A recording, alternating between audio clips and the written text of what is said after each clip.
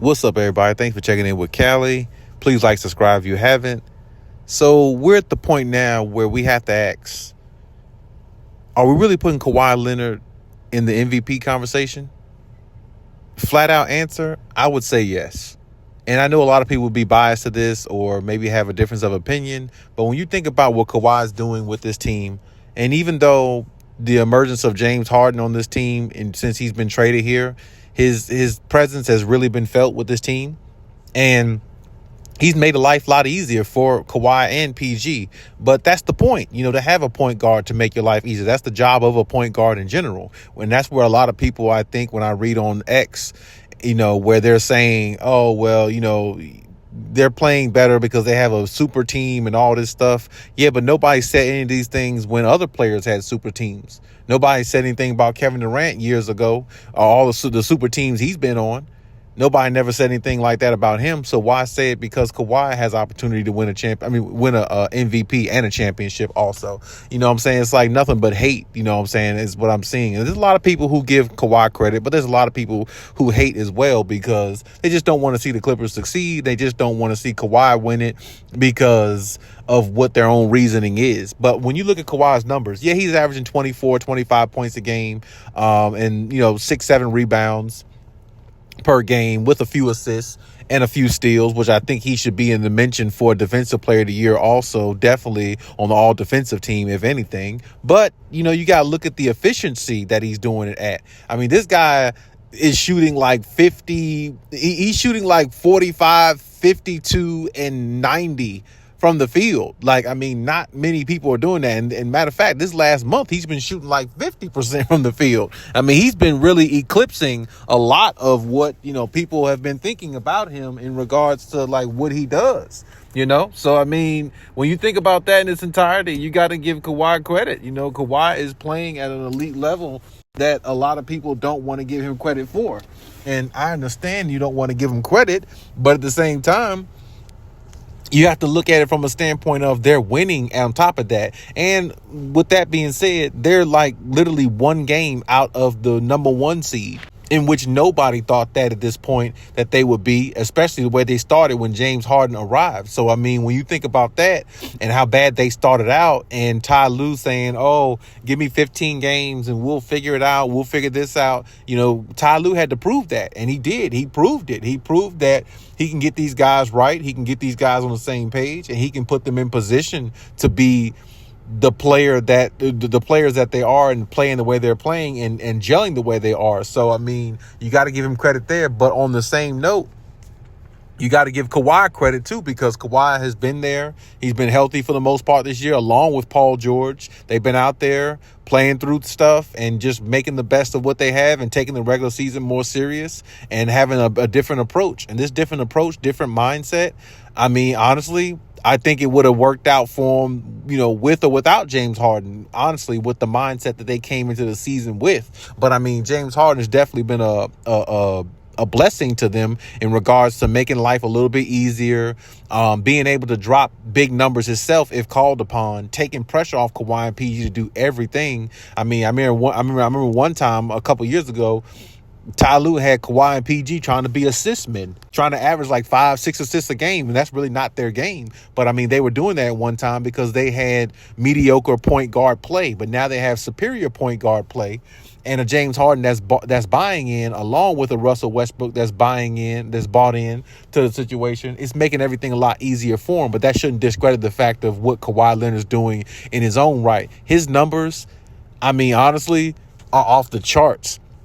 I can put him up against any player in the league. He may not be dropping 70 points and all that type stuff, but people have to realize Kawhi does it on both ends. He doesn't just focus on the offensive end like 99% of the players in the league, or 99% of the players in the league that people think that should, that should be in the running for the MVP, or just players in general. Kawhi is just a different player than every other player in the NBA to me. So when we judge Kawhi, when we look at Kawhi, we have to look at both ends of the floor. And both ends of the floor, he is affecting the game, in which is allowing his team to get victories and win and put them at the top. Since December, they've been the best team in the league.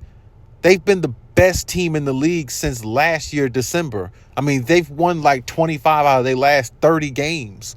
Do you see what I'm saying? Like, that's MVP caliber type gameplay. And Kawhi is leading them in regards to doing that. He's going out there every night, putting up big numbers, playing defense, getting victories, nail-biting victories, close victories. They're beating people by 10, 20, 30 points, sitting out the fourth quarter, not even playing some fourth quarters because they're gelling so well. And Kawhi is just killing teams from that three-point line. I mean, I think this month alone, he's shooting like 50-something% from the three-point line. I mean, he's just literally sniping every team that's trying to come at him. And his strength, his ability to move, and the way he affects the game is MVP caliber like, and I don't think that should get overlooked. And I look at Undisputed yesterday, and I see Richard Sherman, who formerly played for the 49ers and a Seahawks football player, sit there and say he don't see how Kawhi should be in the conversation. He's just a damn hater.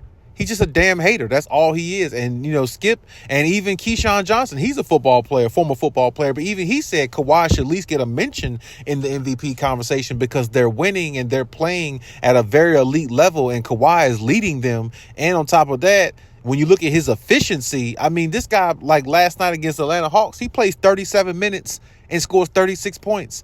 Shooting very efficient. I mean, he's damn near scoring a point a minute.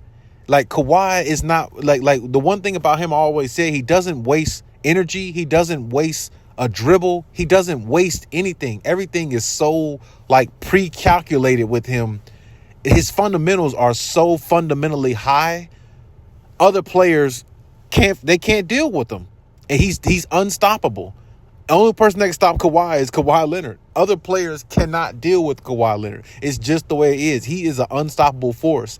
And the problem is people will sit there and discredit what Kawhi does, but it's no need to discredit the man when he deserves credit for what he's doing. He is leading this team along with James Harden, along with PG, along with Kawhi, the big four. They're all doing their part collectively to win. And Kawhi is just shooting out of this world, and his numbers are astronomical because it's like, man, some nights it looks like Kawhi don't even miss. I've seen one night, just give an example. I mean, it was about 2 weeks ago. I think they were playing maybe Toronto, or I forgot exactly who they were playing, but this guy goes like 11 for 14 from the field. I mean, to miss 3 shots in a game where you're taking a lot of 3-pointers, where you're taking a lot of jumpers, where you're taking step backs, where you're shooting threes from the corner, when you're doing things like that and you're on the other end playing defense, locking a team up, making big plays, blocking shots, disrupting, causing turnovers, doing it on the defensive end, and then to come back on the offensive end and go 11 for 13, 11 for 14. That's impressive.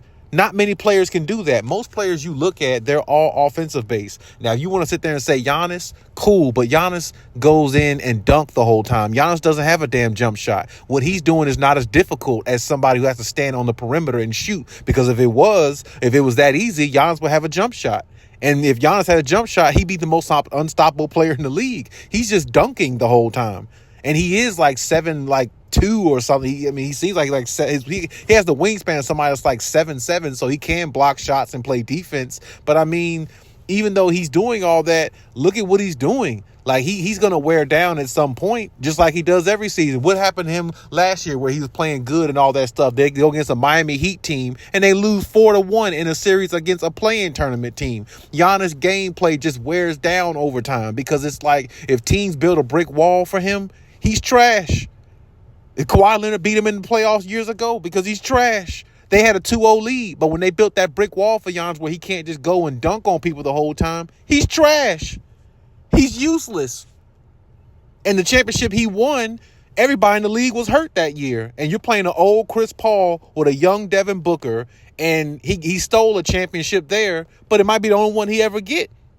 Because if you can't beat Jimmy Butler in the Heat in a 7-game series, and they was a play-in tournament team, you don't deserve that much credit. And like I said, he puts up great numbers during the season, but I discredit what Giannis does because it's like, it really doesn't amount to anything to me. Like I said, it's all dunking. It's not like it's difficult what he's doing. What Kawhi does is a lot more difficult. So to me, I put Kawhi more in the MVP conversation because he's putting up astronomical numbers, doing a lot more harder work. If you ask me, that's just my opinion. I could be wrong. I could be right. It doesn't really matter. That's just my opinion. That's how I see it. And you as far as Joel Embiid, he's going to miss time. And then on top of that, whoever else is in the MVP conversation, like Luka, his team is like the 7th seed, barely even a playoff team. And he's got Kyrie Irving right beside him, and they're barely even like a playoff team. So it's like, who else do you really want to put in that MVP conversation? You could put Kevin Durant, but I mean, yeah, Kevin Durant